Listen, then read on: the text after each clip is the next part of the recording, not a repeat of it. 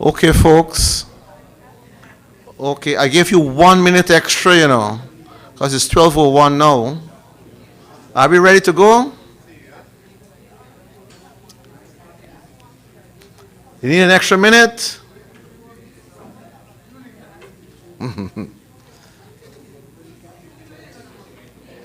Are you ready to go, folks? We'll ask that the presentations be made by group. So you identify, you know how it works, huh? We've done this before. You identify one person in the group to make the presentation.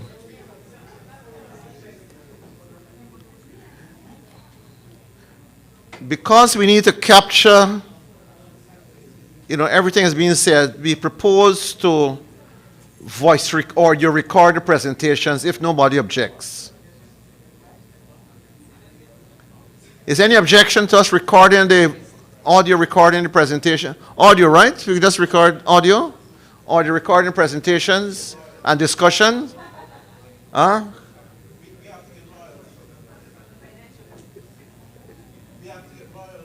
Okay. All right, I'll take that as a no. All right, so we'll record the presentations just for our purpose of writing up the reports and taking notes of anything. So I'm going to call the groups to begin to make their presentation. That's the group on finance is ready. Do you have the...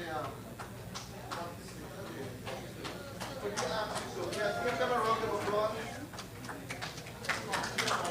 You put it here.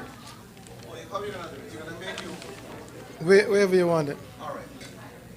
No, I'm going to read from this and then you what put it wherever what you he's want. going to do, folks, we can ask them to make the presentation and then we'll put it up on the wall. Right. So you could look at it during lunch hour. Cut short your lunch, spend more time on looking at the presentations, and then they'll take it off the wall when we return to continue the next phase. So go ahead and make your presentation. Identify yourself and identify the sector or the classification that you're working on. Okay, so my name is Ibel and I'm part of the finance team. And yes, the classification is finance, potato. And so we had limitless options of barriers, but we only chose 7, just so that we don't bore you guys too long. And the first one we looked at was lack of access based on age. And I could only give an example of myself because I told them if I knew what I know now at an earlier age, then I think I would have been in a better space. And so one of the action we thought for that would be de-risking using EC, PC, GC, or the Eastern Caribbean Partial Credit Guarantee Corporation. Is that right? That's the correct thing, Natasha? Right. Okay, and so, yes, lack of access based on age. So, and one of the things we say about that is, and I know a certain bank is doing it shortly, that is they're going into the schools and they are going to be teaching financial literacy at that stage so that the earlier our population know about finance and the financial literacy, I think we will be better off. Secondly, we had lack of adequate financial literacy, and I just spoke about that, and that is what they're doing, education plus targeted awareness, so that presently those who are of a certain age and don't know how to go about securing their finances or anything to do with financing, then that will be targeted so that it is out there as to how to go about doing, etc. Doing, period. And then we have, number 3, high interest rates And we thought, as a barrier, that could probably be helped if concessionary funding from banks or from green funders can give loan, and in return, low interest rates are given from those loans. Right? Am I going right, team, so far? All right, yes. And number 4, we had internal capacity limitation in financial institution. And this is presently a problem. That is, financial institutions may not have the capacity at a board level. And so many of the initiatives that reach to the board, because they don't have that knowledge, it's sometimes that stay at the board level because, like, I don't know how to use a computer, so I don't tell me to buy, this expensive computer. I don't know about it. That's just a simple example, but as it relates to the green economy, for example, they may not have an expert on the board who knows about that. And so they trying to access or move forward is a limitation. And for that, we thought of capacity training at a board level so that it could be filtered down and be accepted when a thought is given to you as it regards to a particular idea, and not shut down when it is being told to you as a board member. And we had some board members and chairs in our committee, so they agreed with that. Number 5, we had lack of buy-in from the governance level. That is similar, that is the corporate level, and they too, from a governmental standpoint, they too would need some training, because sometimes the people at the head, just like before, number 4, they are not aware of a certain, like, how does Guyana get to sell $350 million worth of carbon? Who buys that? And so because they don't know of that, they don't have the training, and so, part of that would be to hopefully get some training to those persons, so that when those terms are used, they're able to say, yes, we could consider, doing that. And number 6, we had limited distribution of climate funding opportunity. And an action for that would be wider distribution of climate funding opportunities. I think at our group, we were saying, I only know about this kind of thing in the past 3 weeks. And, no, not 3 weeks. July, Michael? Super sad, it was July we had that first. Yes, so July is when I start hearing about this kind of funding. And there are people on St. Kitts, I am sure, who knows about these funding for years and refuse to pass it down.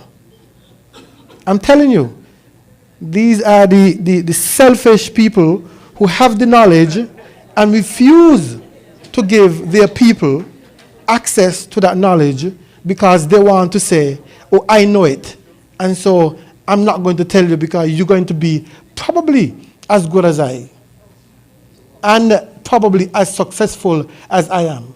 Because they want us to be successful, But anyway, that's the next story. That'll get me too emotional.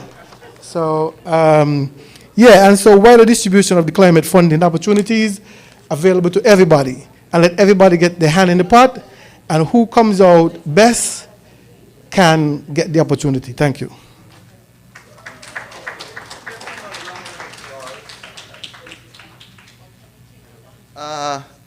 The finance group, did he cover everything that you guys discussed, or he missed something out?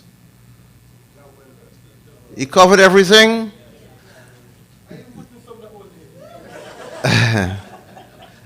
Does the other group want to add anything? Any of the other groups want to add anything to climate finance section? Yes. Somebody, yeah, help me out, please. Yes. Mhm.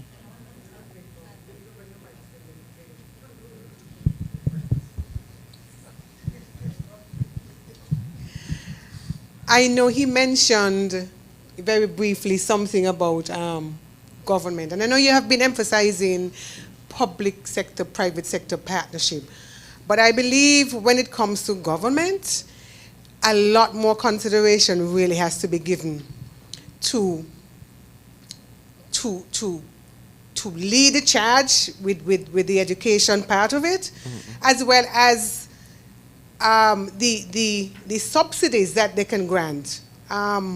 You know, it's all well and good for you to fill out all this paperwork, you know, as a small business, as a green business. And then when it comes to the come to, as old people say here, the sum total of it is like dollars, like a couple of dollars. And I believe that it is time for government to start to put the money where the mouth is and lead on that. At least if we make those small starts, we could then make this giant step to GCF. But government certainly has to be more accommodating when it comes to you know, what they can do, what they can give small business, small green businesses. Because you all don't want to tell me, you all don't want me to tell you all about the $34.36 that I got. In savings from customs, $34.36. Okay, so I think that any conversation about financing has to take government in a place where they be more introspective about what they give to help greenpreneurs. Thank you very much. Thank you very much. A good point. So what she's saying, if you agree that promoting public-private partnerships to improve access to financing is a solution. You have it there? You have it there. Good, good, good. All right. Anything else you want to add? So you've covered all the barriers. Lack of access, yes. Collateral requirements. Did you cover collateral requirements, onerous collateral requirements? You talk about de-risking, right? Long payback period for investments in renewable energy. Did you cover that? I didn't hear you cover long payback period. Because if you, generally speaking, if you borrow money from the bank, huh?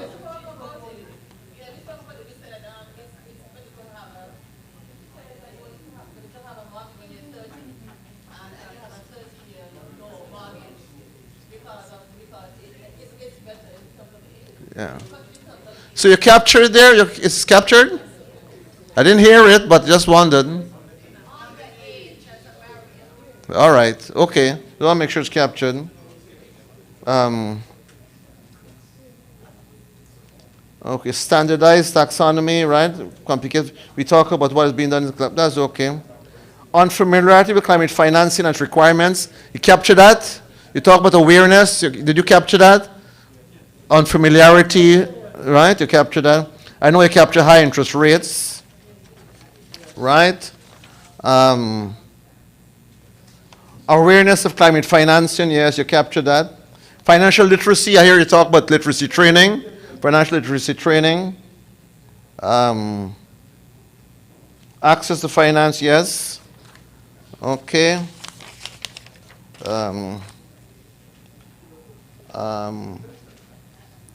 High investment and operating costs. I didn't hear you identify that, but that probably not, that was picked up the last, and it's probably not here nor there. That's really running a business.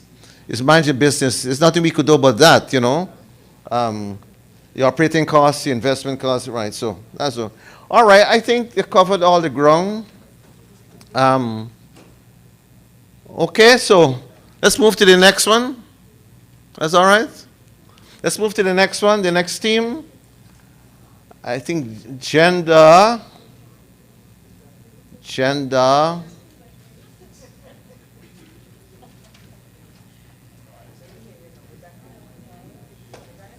Yeah. Okay. Gender and age.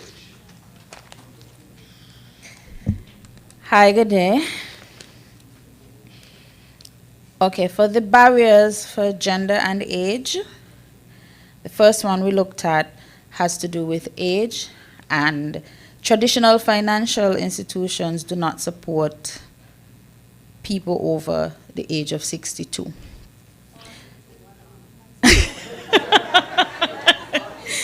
So there is the retirement age is usually 62 years of age. To get financing from financial institutions that age or beyond or even closer to that age is very difficult because they look at it that you don't have that many years left to repay. The way that we decided that would be a good strategy to remedy this, and you'll see it repeated throughout our listing, is a more holistic approach in that young persons, now I'm going to jump to number 2, but they're linked, right? Number 2 is that young people lack the skills and the collateral and resources often needed to start their ventures, whereas the older set tend to not be able to access the financing. But when you're 18, you can get a loan, you can get a car, you can get stuff. So we are proposing that there needs to be more intergenerational collaboration, where if you have, for instance, you have Miss Laverne here that does frozen foods and so forth, and then you also have young persons now. A young guy has a farm. He loves to plant. He doesn't know what he's going to do after the fruit grows. He doesn't have access or the knowledge to go into a bank and get a loan. But if they can collaborate, because their businesses complement each other. Laverne has the collateral. She probably has some space for him, experience, and he can access more funding and probably up to date with more recent technology.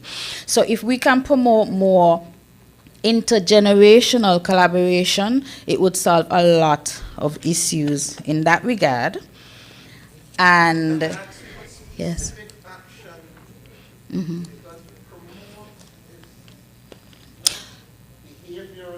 Okay. What specific action must Mm-hmm. be taken, and you got to start to think now by who Mm-hmm. to promote this intergenerational?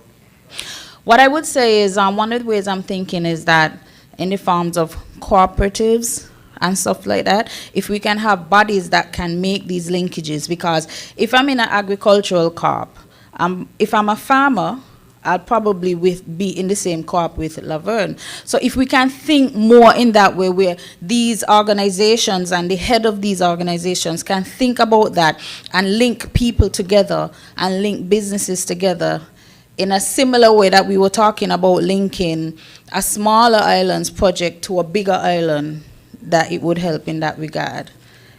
The third one was stereotypes in the workplace. So we all know that James Bond song, It's a Man's World, men build the cars and the planes and so forth. So it often, what happens is a lot of time women feel intimidated to become a mechanic, to do certain things. I remember as just a few years ago, my cousin was a female, was the first person to do woodwork, the first female to do woodwork. So if we can give more education to the public and, you know, open up that view that women can perform certain roles, and even men being nurses and child care providers and so forth, then we would be able to leverage the knowledge and the skills that we have in society. Because if you have a set of persons who are, women are just as intelligent as men and so forth, but a lot of them feel that they cannot be in the technological field, for example, that they cannot be inventors, they cannot be engineers, then we're seriously missing out on a lot of potential technological advancement and answers to some of the green problems that we face. And just to expound a little bit on that, like, women are the ones that are running the homes and would have to implement a lot of the green technologies. If we give them a smart home, most likely the women are the ones interacting with a lot of that technology. If women do not feel comfortable in their ability to command these technologies and to contribute to them, it would be a hindrance to the development and the advancement of that. So, I feel like I'm talking a lot. Number 4, it comes back down to women again. This is also gender, lack of facilities to accommodate childcare. This again we see as a barrier to women not just accessing climate funding, but also participating in solutions and coming up with green ideas and solutions and stuff like that.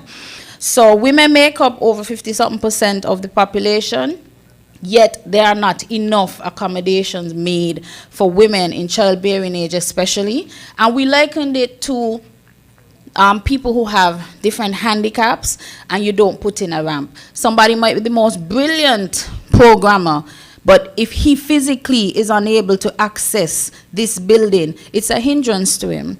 If women, like I'm here today and I had to ask my mom to look after my child, and a lot of women face that difficulty. If my child is sick, do I go into work or do I stay home and possibly lose my job? A lot of time that contributes to the financial inequality that women face, in that there are no provisions made for children in our society.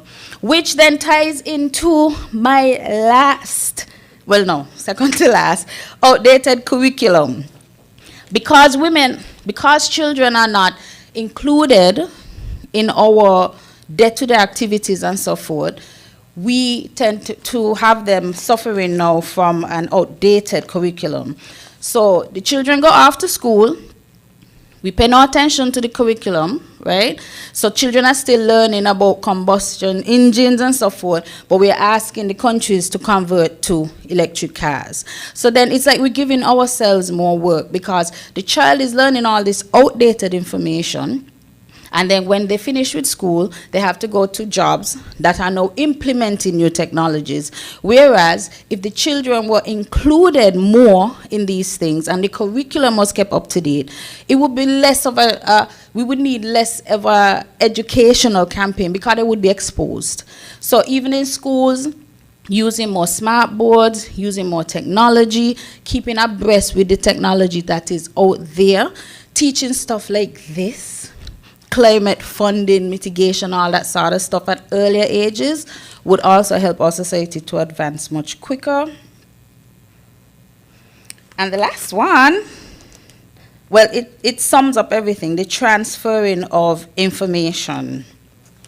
And this is more of an age-related factor, in that even though we think of technological advancement as always moving forward, the more technologically advanced we get, the more we realize, the greener we get. And we realize that a lot of older persons do have old traditions and ways that are much more economically friendly, ecologically friendly, than a lot of the ways we do now. Like for instance, we're being asked to recycle old jars, containers, instead of throwing them in the garbage.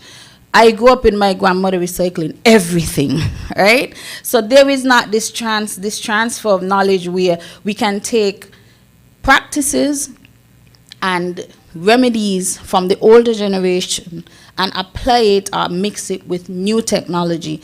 So we cannot think in the sense that old people need to only be brought up to speed, but we also need to remember certain things from the past and combine it. And if we have this holistic approach where men and women, old and young, work together, this transition to a greener future will be much faster. Thank you. Thank you very much. We're making good progress.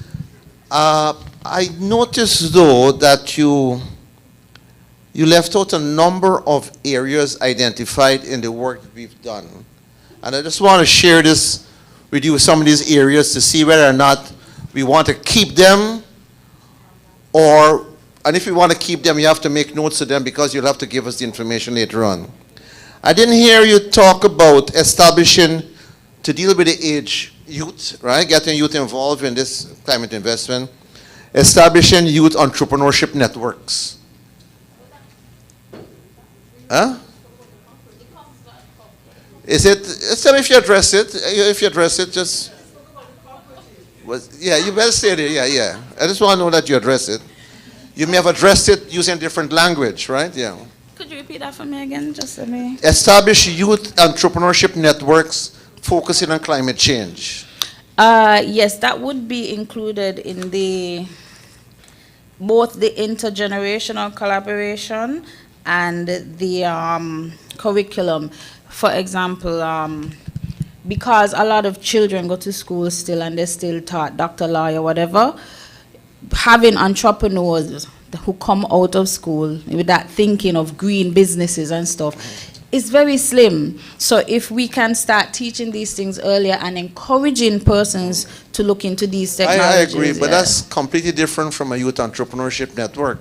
A youth entrepreneurship network presupposes you have youth involved in business, and you develop a networking. Yes, that's what we around it, mean when we say but about focus on climate change investments. Yes, that's why we say, okay, with the curriculum, because for instance, okay, if you look at the curriculum, say, for agriculture, I don't know if you've seen it, maybe not for St. Kitts, it's very, very outdated, it has no consideration of climate change and all these things. So we're like, you have persons who saying, I want to be a farmer. I take your point about the curriculum. It's just that, anyway, we wouldn't go through that because I see it different to setting up a network. But let's move on. But the network should start in schools, that's what we're saying. The what? network should start at the school level, that's what we're saying. The network should start at school levels. All right, okay. Why wait? Okay. The other one is conduct training and awareness in climate technologies and climate opportunities. You capture that? I think we did.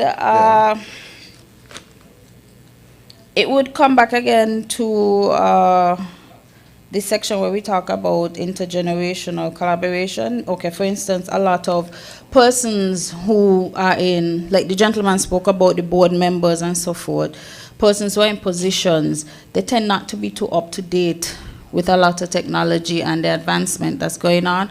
So if you can have younger persons, more collaboration between the two, then we could be more up to date. All right. Okay. I guess you want it in specifics in climate language, no? And are you going to tell me that the one about conducting gender and age-sensitive training and awareness programs is part of your intergenerational? No, we spoke about okay, we spoke about the stereotypes in the workplace, right?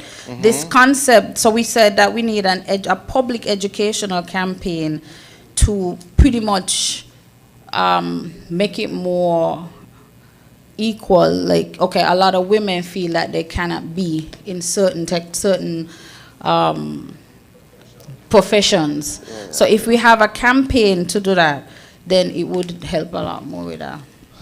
All right. I think your interpretation of gender-sensitive training is a little different. What about developing gender-sensitive financing instruments? Okay. For the commercial banks, it could come under finance or gender. Having gender-sensitive, in other words, instruments directed towards promoting women entrepreneurship. What about, is that captured anyway? I think what we did basically was like break it down in a foundational way, and we looked at the day-to-day issues that prevent things like these, right?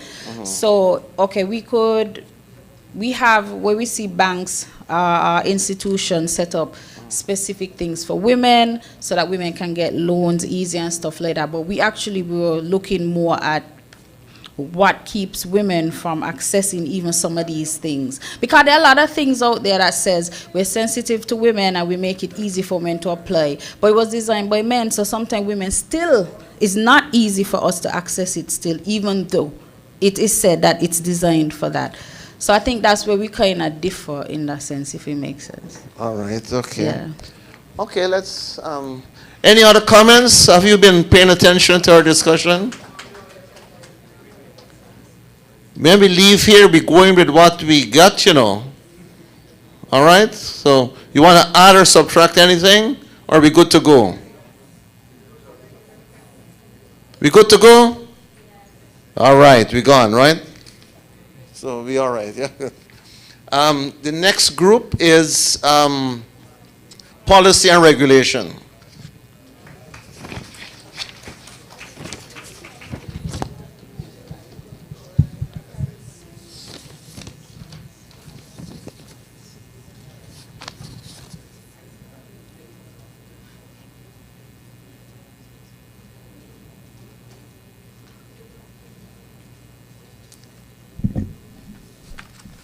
Good afternoon, everyone. So afternoon. I'm represent. Oh, sorry. Good afternoon, everyone. I am representing group policy, and so the three barriers that that were identified were. Well, let me do it barrier by barrier. So the first barrier identified was inadequate or ineffective government policies, frameworks, and incentives. And so some actionable things that we would have came up with was harmonizing legislation to other climate-forward countries. So as discussed yesterday, we know that St. Kitts is not at the forefront of the climate conversation, even though we are all being affected by it. So our best way forward might be taking the best practices of other countries that are more climate adapted than us, whether it be in the Caribbean regionally or international other countries outside of the region, and adapting their best practices. So that way we have, they already have a framework, so it would just be implementing it in a way that is best for St. Kitts and Nevis.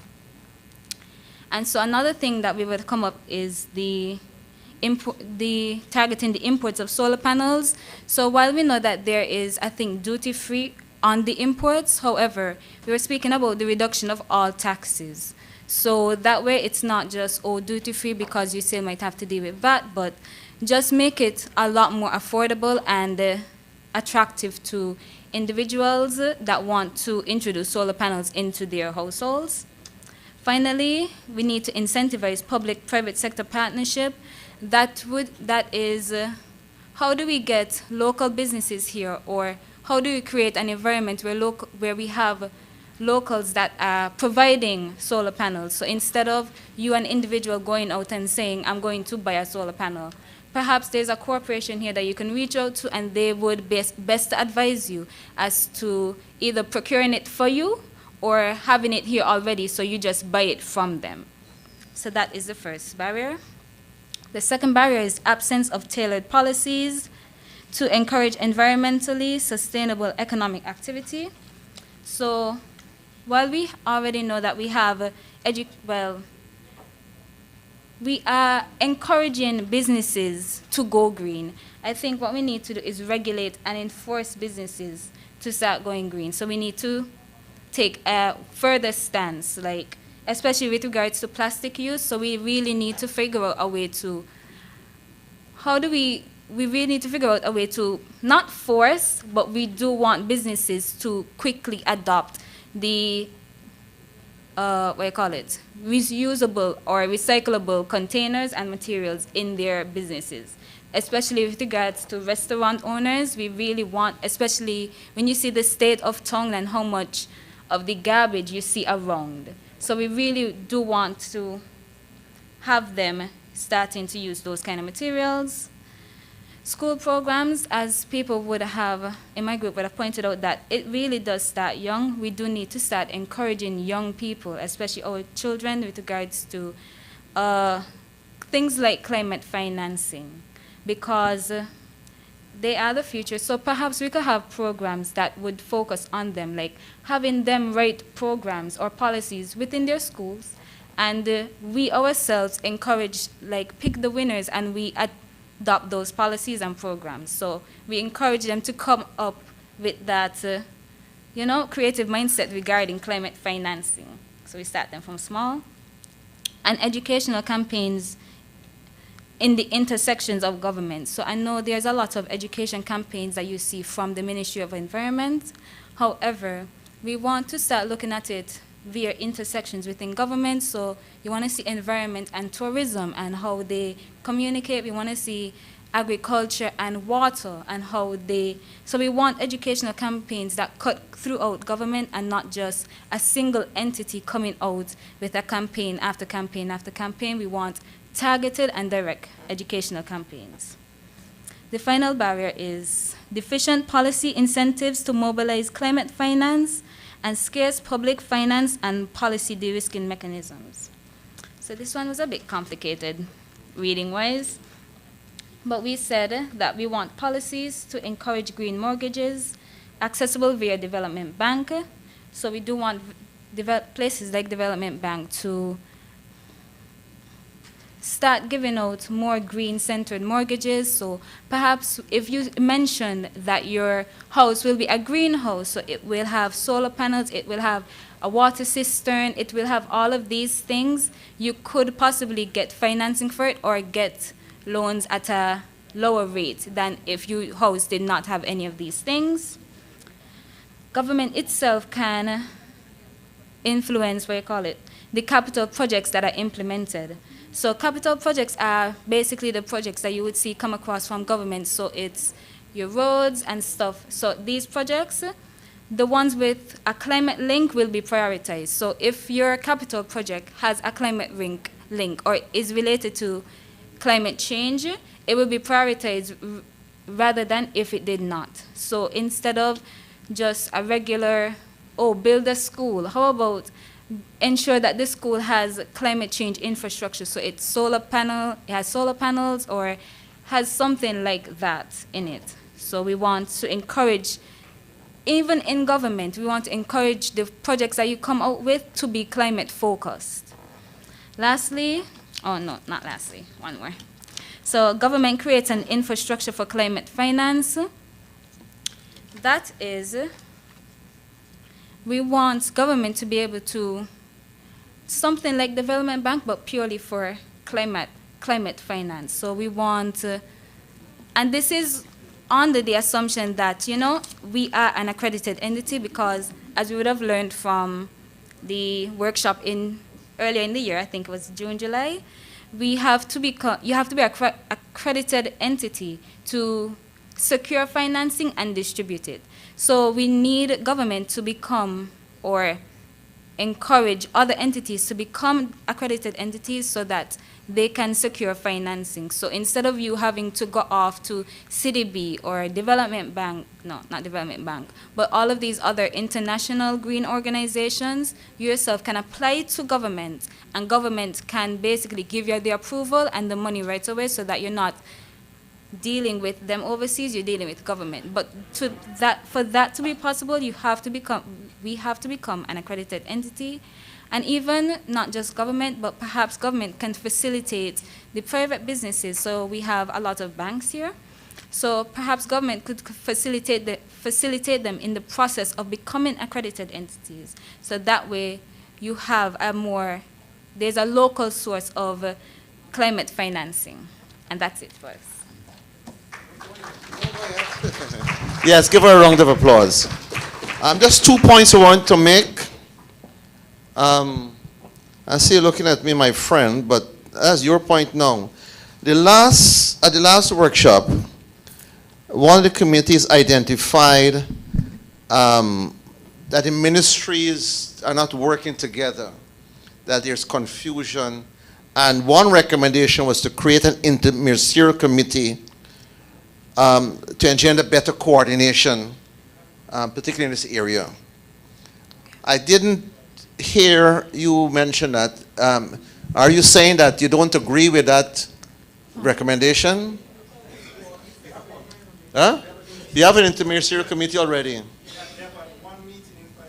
But it's not one meeting in 5 years. So you have the interministerial committee, but it's not working. Okay, so you have that committee. Is that something you want to talk about, or let's move on? Huh? Let's talk about it. Okay. What needs to be done to get the ministerial committee operational? Can we have an action item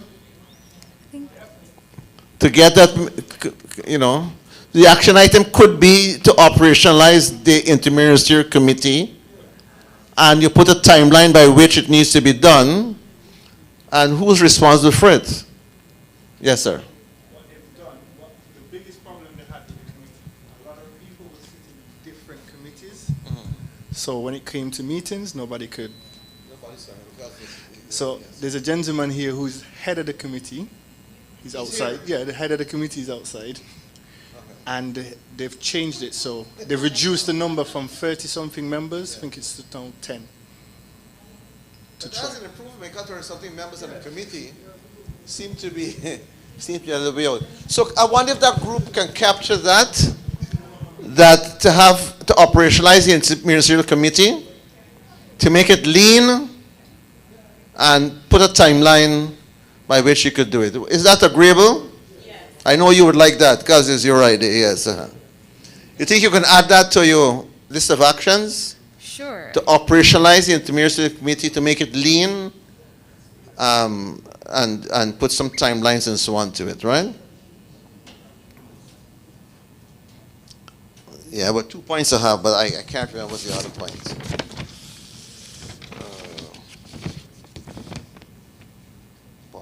Policy. All right, okay. Let's go with that. It was 2 observations, but I can't remember the other one. Probably is not important, right? So that's it? Yeah, that's it. Thank you very much. Give a round of applause. Thank you very much. Okay. Are we saying we saved the best for the last? I'm not saying it. I'm just asking the question. Look, yes. We need everything, yes. Okay, so the last group will be capacity. And good to know we're making good time because we want to wrap up at 1 o'clock and we have 18 more minutes to go. So, capacity. All right, greetings everyone. I'm going to try to make this not too long, but also not too quick because there's so much knowledge that is involved, but I'll try to get y'all out by lunchtime, which is in about 20 minutes. So I am Mohini. I am presenting on behalf of Capacity.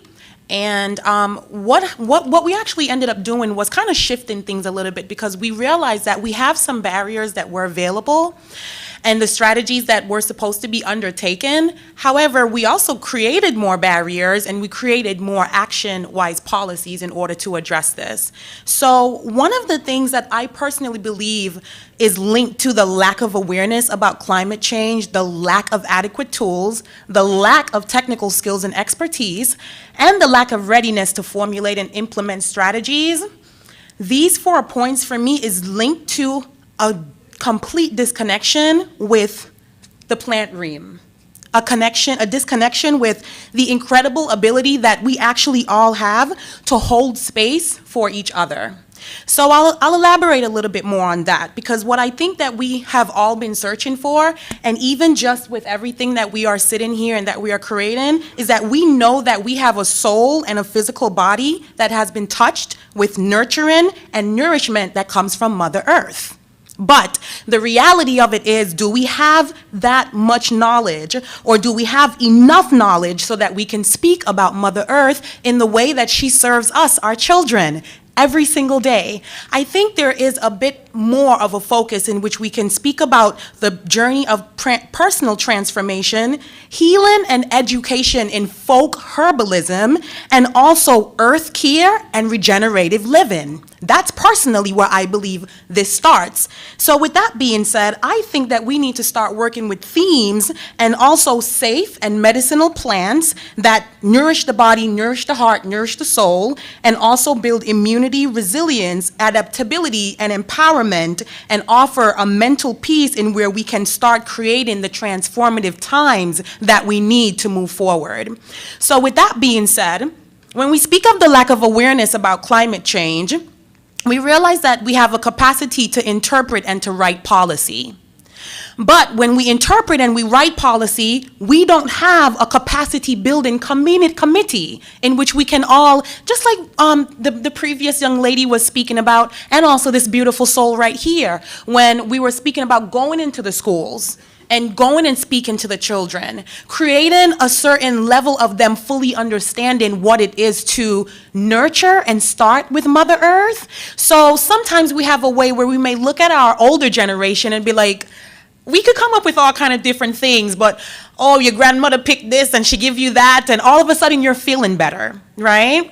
And so how is it that we gain more knowledge and we share more knowledge and implement these tools to as we all know, it really starts with the children. So I'm actually I teach yoga for children. And what I realize is when I go into these schools, because that's what I did over the summer, I started teaching free programs to all of the summer camps that they were having. And what I realized is going in there and actually developing the confidence that these children lack within them is actually where all of this starts. It starts with children having the confidence that they need in order so that they can be guided through a holistic herbal education. And so in doing so, they are able to develop the tools. That's where the lack of the adequate tools come from, is that the children, or maybe not even the children, but we are not growing up with an awareness of plant medicine. We're not growing up with an awareness of Mother Earth. We're not growing up with an awareness of how we can use our own home apocotherapy and our own communication to plants, and also our gardening and earthening care, our regeneration of our health, using ancient ways of healing. And so from my vantage point, and our group's vantage point, when we have the lack of the technical skills and expertise, we realize that we don't quite have a space where people can fully understand that everything is available to them. What I've learned is that it's very easy to feel limited in this society. Very easy to feel that way. And that's the first thing. The moment you start feeling limitations, then the limitations just they continue going in your mind. And so the mind continue with these limitations. When you have limited thoughts and you have limited beliefs, and that is a collective problem, nothing will ever get anywhere. And that's just the reality of it. And so from my vantage point, we have to create a committee that focuses on how can we spread knowledge and opportunities to connect with people that have the capacity, the knowledge on plant meditation, on sharing circles. How can we bring in guest expert talks from people all over the world, wherever they come from, that will be able to share the knowledge that we will need so that we can move forward. Personally, Personally, what I've realized is that we can always start with education. When we start with the education, then we can start with also teaching what regenerative land practices are. When we're able to do so, then we can see the blossoming of a nurturing relationship between people and Mother Earth. That's actually where it belongs and where it begins. When we see, of course, the barriers of the lack of readiness to formulate and to implement strategies, we also look into how meditation and mirror work completely makes a difference. The lack of readiness to formulate anything comes from the lack of readiness within thyself. But how do we shift that? How do we shift that perspective within people? Well, we start with meditation. We start with mirror work. Because when you're able to sit yourself in a position where you're able to fully have self-awareness, you fully understand that in order to change the narrative and in order to hold yourself accountable, you have to go internally. And so when you do so, that eventually will lead to a shift collectively. And so, for example, if we have a capacity to secure financing, we don't have a capacity, to secure financing for high admit transactional costs, we realize that the action is to explore the cost sharing mechanism and the digital tools to reduce the administrative costs. And then, for example, as the young lady before was pointing out, we have accreditation challenges. And so that, of course, goes back to the CBC, in which we have a creation of a capacity of a committee that is put together that focuses 100% on what it is to lead to a shift, not on the outside. It starts from the inside. The mind has to shift first before our lives can shift afterwards. Thank you for allowing me to share. I kept it kind of short. That is more a motivational presentation than anything to do with climate finance. I hope we all feel motivated because we're breaking for lunch in a few minutes. I'm sure you have it on your list, but the team need to know that there's action items, right? That are action items. Good, just want this there because... Good, fine. So once the action items are clearly there, because, right, the presentation was so well done, I couldn't cope with it, you know, it's way above me. So I need support from the group. I need support on the group. My team is not supporting me here. But thanks for the present. Thank you, Michael. Just some Would you areas. like me to I just wonder whether you captured it or not. One of the things we said in what we did before was that we need to integrate climate and sustainability considerations into business operations. If you recall, those who were here for the presentations, we said traditionally, like now, the value of a business is measured by the finance it generates. We're saying in the new paradigm, your value is equal to the finance value you create, plus the environmental value that you create, plus the social value that you create. That is the right. So you think it's adequately covered as an action item? Because how do you get business? Is the presentation does it tell us how do we get business to move in this direction? Yes? Mm-hmm. As I said before, it's beyond me. You know. I think we heard earlier that in the Caribbean we're not at the forefront of like climate mitigation, financing and all that stuff. And we personally feel that it's because a lot of things that work in other parts of the world do not necessarily translate in the Caribbean. So we're here talking about high-level issues like businesses and being financially viable and stuff. But on the ground, the people still do not grasp a lot of these concepts on a basic level enough to move forward. So you have, okay, we're entrepreneurs and so forth, right? Even though you might say there needs to be consideration for younger people and new technologies and all of that. For instance, coding. There was a lady who spoke about coding and getting young children to do more coding. Yeah, that's fine. It's more up to date. It makes sense. But culturally, if a child in primary school go home and tell the mother, I want to be a coder, I want to code, what is that? What are you talking about? There's no grasp of what is going on in the outside world enough to apply it to us locally. So what the young lady is speaking about, and why I told you even with our presentation it's more foundational, is that these are things that we have to address culturally and practices that happen individually and interrelationships, because if we don't, there are tons of grants that come and go back. There are tons of policies that are implemented and flop. And there's a reason why we're moving so slow, because on a foundational level, people are not abreast and up to date with what is going on a global level, and we have to meet them where they're at. So even when she talk about holistic medicine and the plants and so forth, if I go to somebody and tell them, okay, we need to recycle. I can't recycle. Make no money. Yes. But if I go to them and I say, okay, instead of trying out the butter kit, do you know if you use this butter kit as a planter like your grandmother used to do, you don't have to buy a plant pot, and you can grow some seasoned pepper, so you don't have to spend money on that. And it's about having a holistic approach. Even when they had the committee, different segments of our society working separately, we don't have a holistic approach. And if you take the holistic approach as far as food, and these are things that we know, we all know, sauce up, put your child to sleep, right?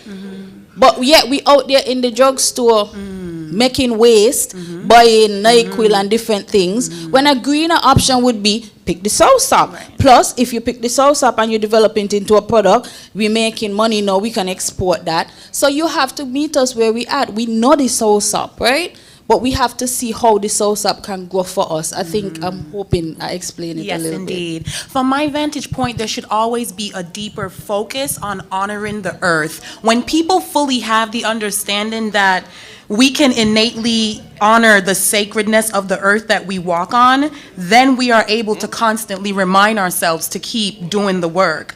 And that's just how I see it. It comes from the maintaining of education. And so when we continue the maintenance of education, then we can see the fruits of our labor. It does start with changing the mind in order to change our lives. Well, how do you change the mind, you know? That's a whole nother subject. They don't want me to go there. Just one add to that. What she's saying is very metaphysical, right? It's very high level, very up there. And we're trying to be on the ground.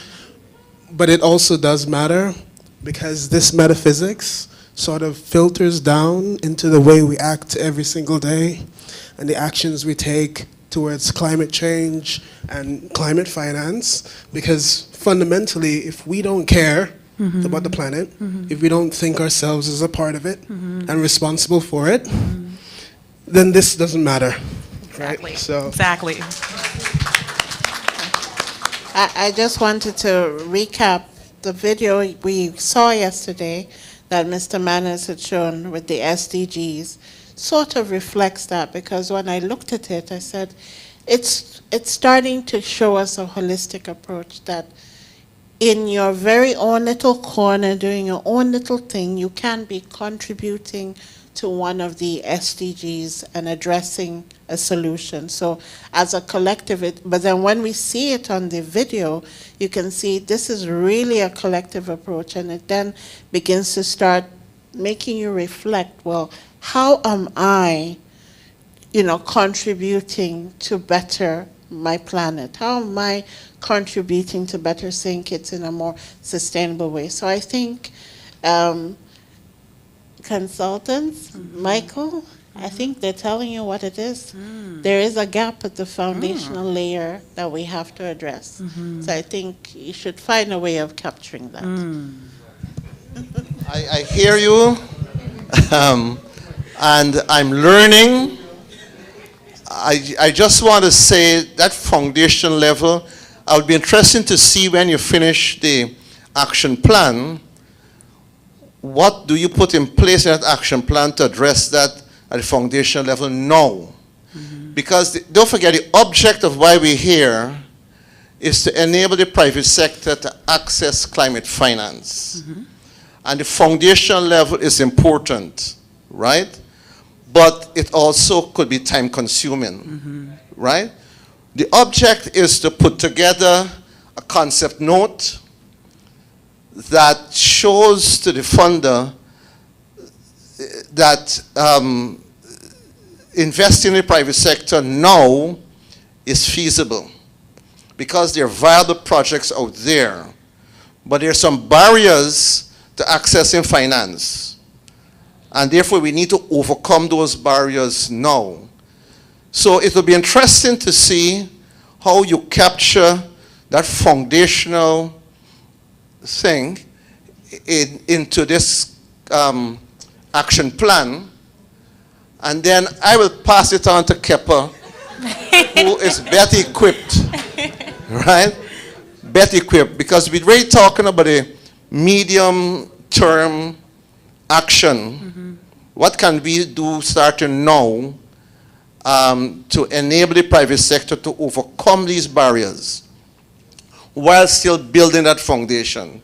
So keep it at the back of your mind, because if you focus a lot on the foundation, what you're saying is that that is important, yes, but we don't get funding from the Green Climate Fund in the short term for your investments, your 16 investments that you submitted to us, right? Because they're not going to wait to build that foundation. You could get that funding, yes, that's important, but the 16 will have a problem being funded. So the action plan is to show how we could overcome those barriers within the very short to medium term.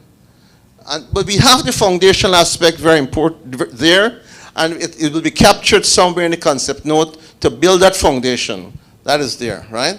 But it'd be interesting to see how you complete your action plan, focusing on the actions to be undertaken, when it's to be undertaken, by whom it's to be undertaken, what resources you need to be on the table, and then we'll have to prioritize those actions. So, give her a round of applause for the presentation, right?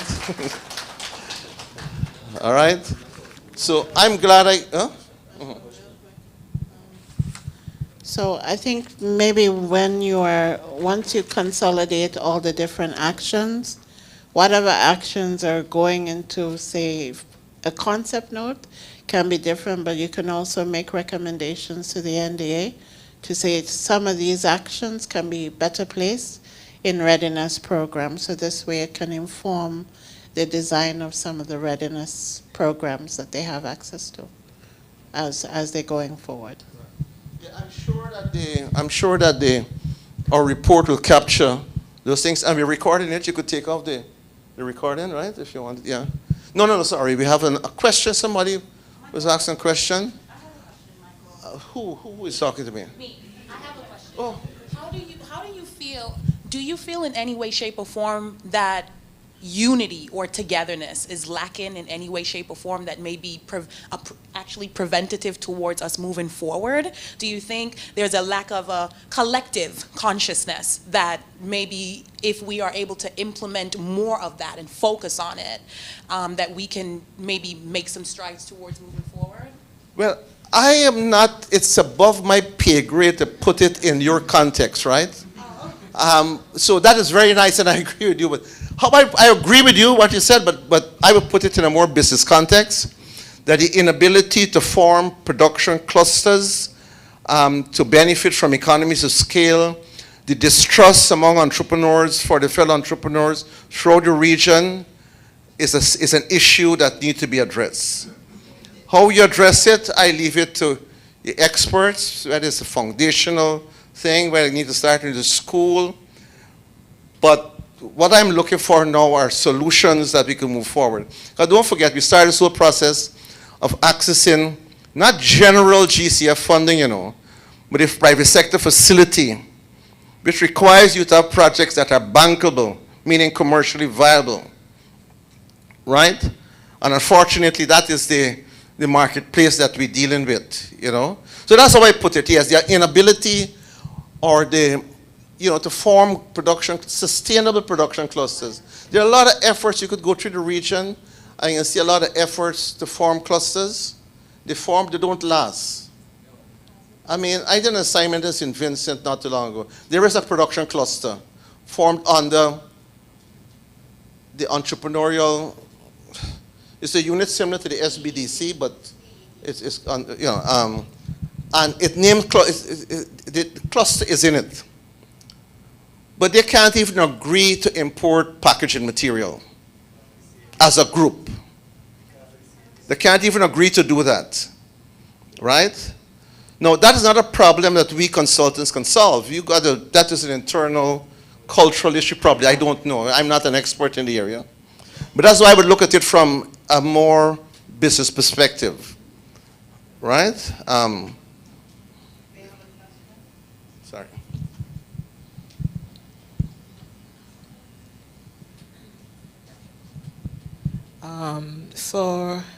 Good afternoon, everyone.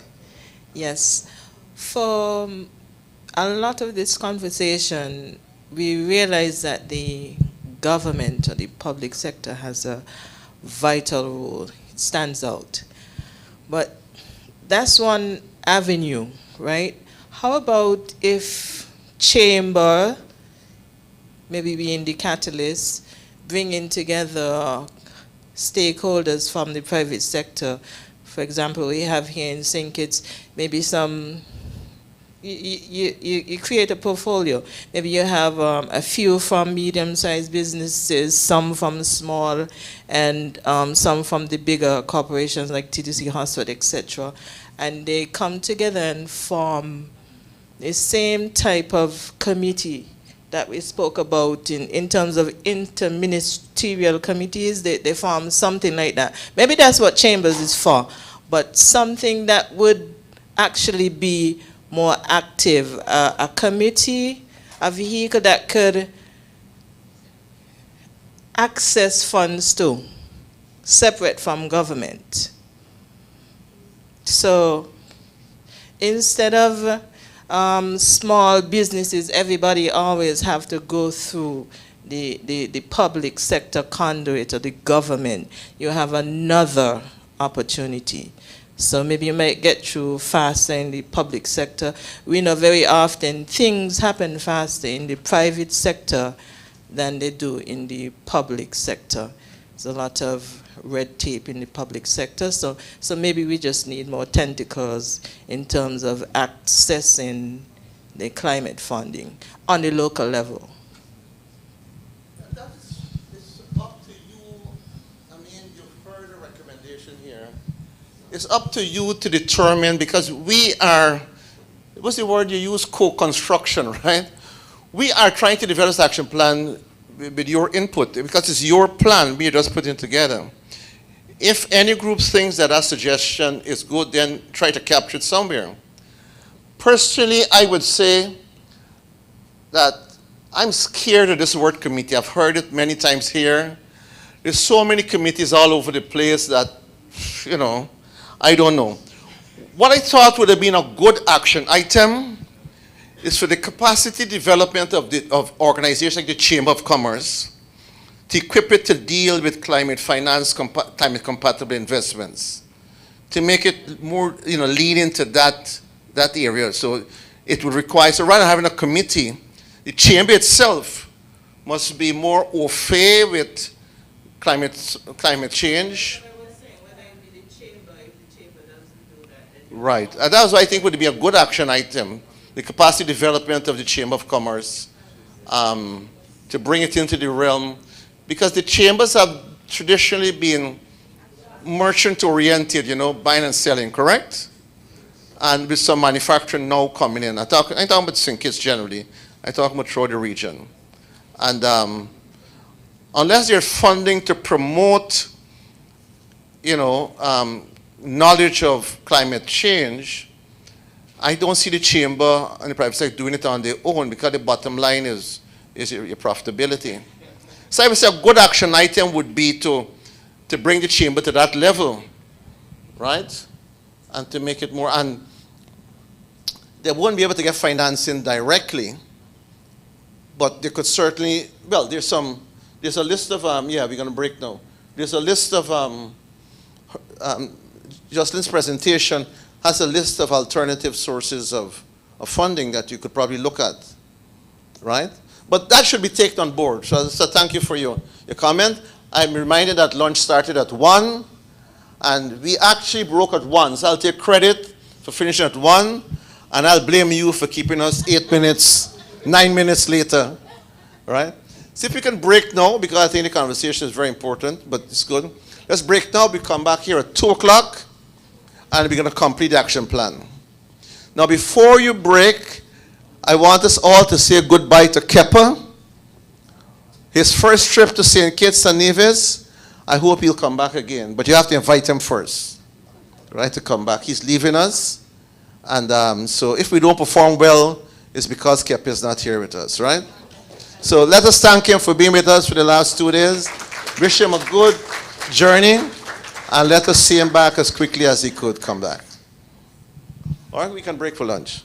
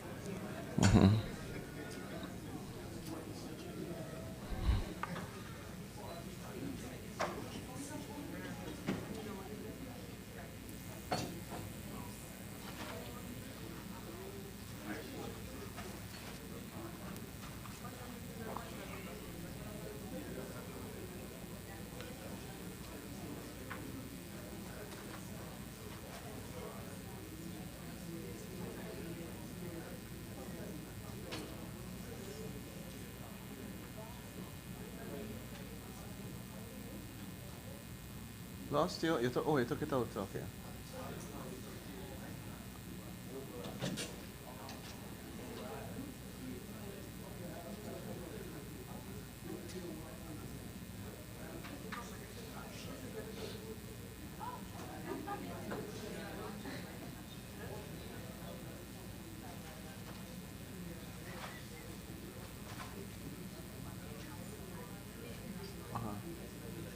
Okay, go back up. Okay. Are we ready? I am ready. I think I'm fully recovered from that presentation, that last presentation, and I'm ready to go. I had some hot tea, which I'm still drinking now because I have to sip it. I was looking for some brandy to settle the nerves, but I settled on the hot tea, right? Okay. So what we want to do now is complete the action plan. So for each barrier that you've identified, we want the group to put a timeline for implementation. Not specific. Don't give me June the 13th to July the 31st, right? You know. Resources required, and I'm going to show you some examples just now, and who's responsible for doing it. And what my colleague is going to do is to give you some colored stickers, sticky notes, stickers, I don't know what it is. First time I'm seeing them so small. And I want you to stick to each item, to each action. We're going to do a RAG, a red, amber, and green. Red is low priority, amber is medium priority, and green is high priority. Let me repeat that again. For each action you've identified, indicate a timeline for implementation, resources required, not quantum of funds, but resources required. Because you won't know the quantum of funds, right? You need, and who's responsible for getting it done. And then for each of them, you put a RAG tag against them. Red means low priority. Amber or yellow, I don't know what's the color you get, meaning medium priority. And green meaning high priority. Could be a low-hanging fruit that could be done very quickly. Right? And that's green. All right? So I want you to do that. This is an example, just an example of the action plan, what it should basically look like. And you can improve on that if you want. So are the instructions clear? Clear? You see, I thought I was the only one that got beaten up with that presentation. But that table itself, look, nobody's coming back to that table. Right? You beat up yourself there. We gave them some chance to get their colleagues. I think some of them are outside. So are we clear what we're doing? Leaders of each team, right? Do you want me to repeat it or we know what we're doing? Right? We completed. So what we have now is this and this. What we have is barrier and action to be taken, right? This is given. This is given. This is what we'll put together when we put it the action plan. You got to give me the timeline by which it could be done.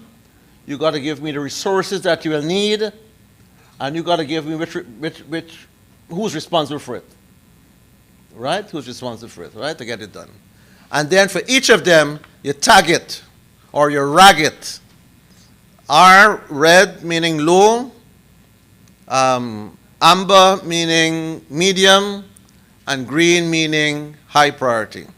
All right? And you have 1410, you have you have until 3 o'clock to do that. I was going to give you an hour, but you guys work so quickly and so smart, you don't need a whole hour. So I'll give you 50 minutes. That's good enough? Or you want less time? But you know we have a 10-minute window, right? Good. So, all right, go to it.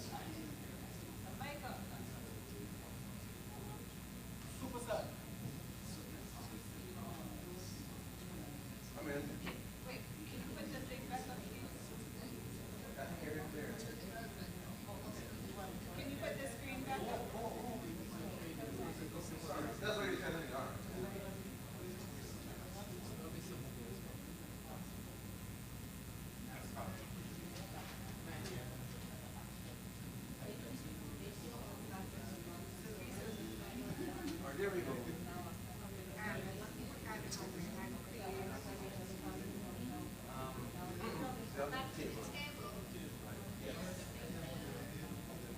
Don't forget, these are examples. I'm not saying you should use them. These are examples, right? So you.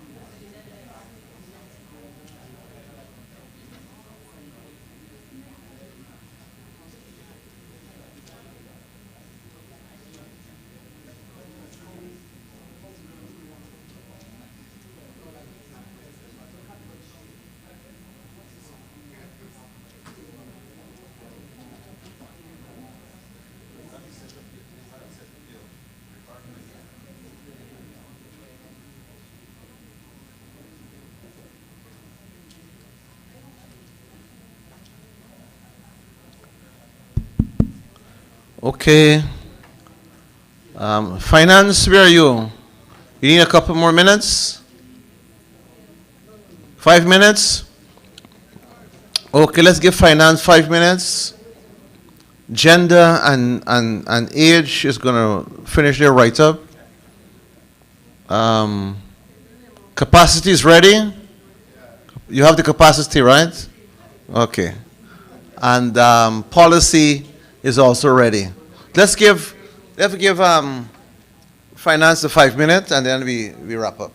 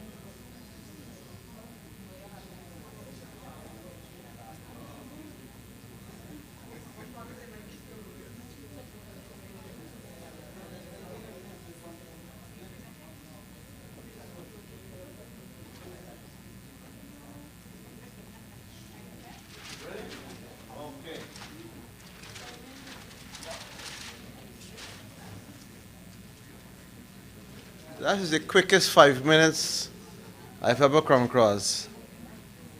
It's like playing the 60-second waltz in 45 seconds, right? Okay. So we'll ask each team to come up and present their completed action plan. You'll give us for each action recommended to address the barrier. What are your priority ratings? What are your timeline by which you think this could be done? Make it reasonable, you know. I don't think you're getting done in 3 to 6 months, to be honest, you know. So make it reasonable, right? It got to be reasonable, you know. What resources you need, and who you think is responsible. And we're going to take it one at a time. We got an hour in which to finish this off, right? And at the end of each presentation, each action, I can ask for consensus that we can move forward with this. If there are any disagreements, we want to hear the disagreement. All right? Okay, so who's first?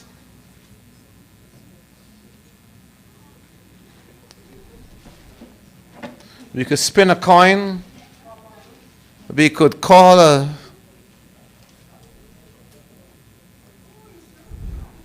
I think I want to hear from my favorite group first, the one that gives me most headache for the time I've been here.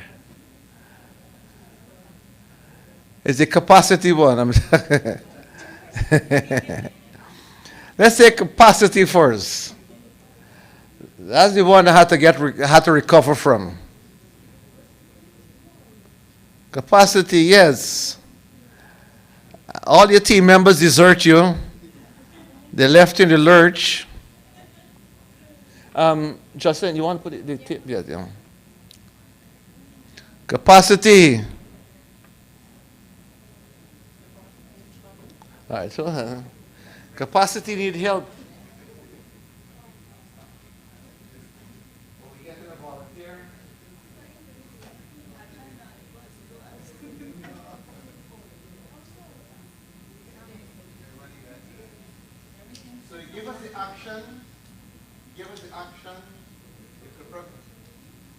that's the first thing. The others you could give us all you want to give, but the priority that you give to it, the action, when you think this could be done, reasonable,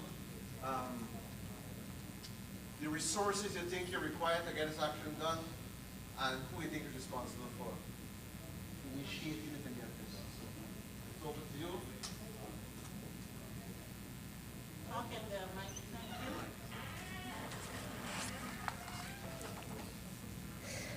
Okay, so, oh wow. Please, everybody, please give your undivided attention because we want your feedback. If we don't hear from you and we leave here, we're going to say we had this thing validated because nobody objected to this action item. All right? So please pay attention. Carry on. Okay, so for our action here, we have creation of a capacity building committee. The resources we would need for this, technical experts, of course, legal, what? Oh. What do you call it? A council? Oh boy. we're gonna work on something. We're gonna put our heads together. But so you have this committee, capacity building committee. What's the timeline you give? A year, 6 months. 6 months, a year to 6 months. You agree you could form that committee within a year and 6 months? If you have a receptive authority, you could form it next month. So that seems to be reasonable. Let's say within 18 months, right? That seems reasonable. And your resources, you need experts. You only mentioned legal, but you need a multidisciplinary team, correct? Yes. More than legal, because it's capacity building. So you're going to need expertise in climate financing, right? You have some others? You have some others, or you? Oh, but you're going to need a climate, because the problem is related to capacity to access financing, right? So you need you're going to need business people, because this is a business we're talking about, right? You're going to need they had private sector, business experts, right? private So, sector yeah. and technical experts and legal. Okay. They had. All right. Does anybody disagree with anything you've heard so far? Who says no? I want to hear a resounding no from anybody. Disagree? No? You get a no from this table? Anything else to see that we missed that we could add? Yes. No, we're receptive to What other experts you feedback. need? What other experts is needed? We talk about climate finance experts. We talk about a legal expert. We're talking about financial expert, business, a business expert.